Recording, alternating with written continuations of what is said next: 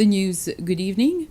Price control on basic commodities might be reintroduced as a last resort if retailers persist with their exploitative abuses at this difficult time of COVID-19. This is one of the recommendations that the Fair Trading Commission, the FTC, has put forward to the High-Level Committee on Food Security following a sudden surge in prices of commodities in the country.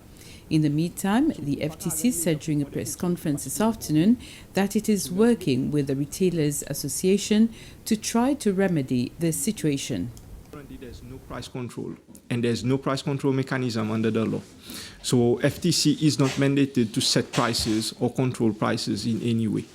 Okay, and what we've been doing so far since February, we've been empowering consumers through different platforms, through education, advocacy, especially during the times of COVID, so that they do not panic buy, they only buy their priorities. And we've been working with consumers as well by them sending us information so that we can act as per what are the provisions are under our law to act. And we've been doing that, and we had good feedback from consumers. We've been also working, collaborating with the chairman of the Retailers Association to look at some of the abuses that are taking place. And there has been some positive steps taken by the association in which certain situations have been remedied. This is ongoing, it's continuous, and we've been asked about 2 weeks ago to make a contribution to the high-level committee on what FTC thinks, what is prevailing on the market now, any form of solutions, or what other jurisdictions are doing. One of the recommendations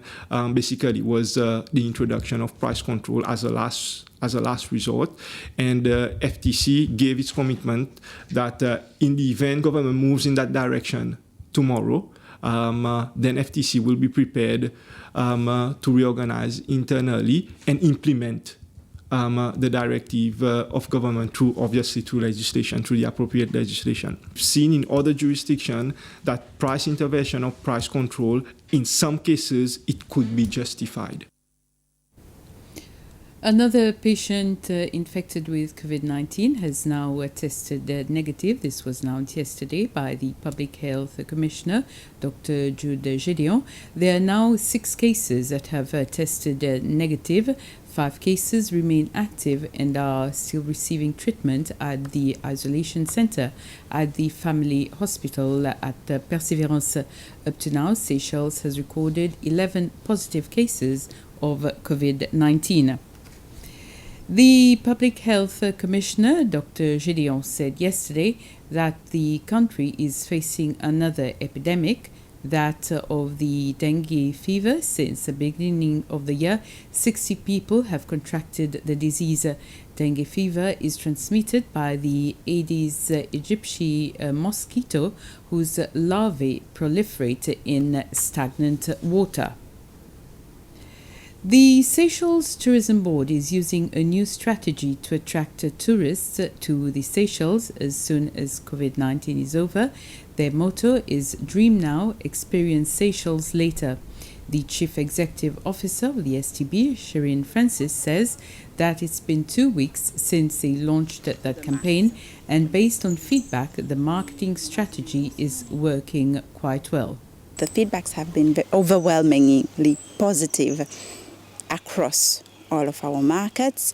What we've seen locally, a lot of our people are resharing the content, but globally on all of our markets, all of our partners and our potential visitors, the audience themselves are resharing the content, which was actually our goal, was to actually try and flood the digital space with as much content and messages about Seychelles.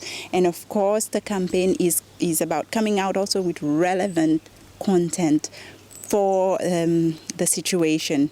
At the end of the day, we know people cannot travel. They are in confinement in their homes. So the idea was to get them to dream. It's a dream postponed, and you can still travel later. The situation will not last forever, and it has been welcomed positively worldwide. President Danifo chaired a scheduled meeting with the Cabinet today at which a number of legal and policy memoranda were considered. Amongst things it approved was a new housing policy to provide assistance to citizens who own land but cannot afford to build a house in exchange for use of part of their private land for housing projects for other families with housing needs. Amendments to the economics needs test criteria and procedures and the temporary suspension of import permits for motor vehicles was also approved. The Cabinet also approved a temporary increase in levies on imported pork and poultry and the Notaries Act. This day is recognized as the most important environmental event in the world. April the 22nd is marked by World Earth Day. In the world, since the beginning of March, there has been a noticeable drop in greenhouse gas production by more than 30%, but experts fear a rebound effect once the 3 billion inhabitants of the planet are unconfined. The Environment Minister, Wallace Cosgrove, welcomes the efforts of Seychelles, which is recognized today as one of the world leaders in environmental matters. The minister recalls that the pandemic is an urgent threat facing humanity, but the biggest threat remains that of climate change. In a message, Minister Cosgrove says the government is working on a new national plan to ensure food and energy security for the country in order to protect the health of all. Air Mauritius has entered voluntary administration after coronavirus-related disruptions made it impossible for the airline to meet its financial obligations for the foreseeable future, its board said today. The 52-year-old carrier, which ferries 1.7 million passengers a year to 22 destinations across 4 continents, said the pandemic had struck just as the company was seeking to change its business model to address existing financial problems. The Air Mauritius board said in a statement today that Sattar Haji Abdullah and Arvind Singh Gokul have been appointed as administrators. Airlines around the world have been forced to ground their planes after governments imposed travel restrictions and locked borders to slow the spread of the COVID-19 pandemic.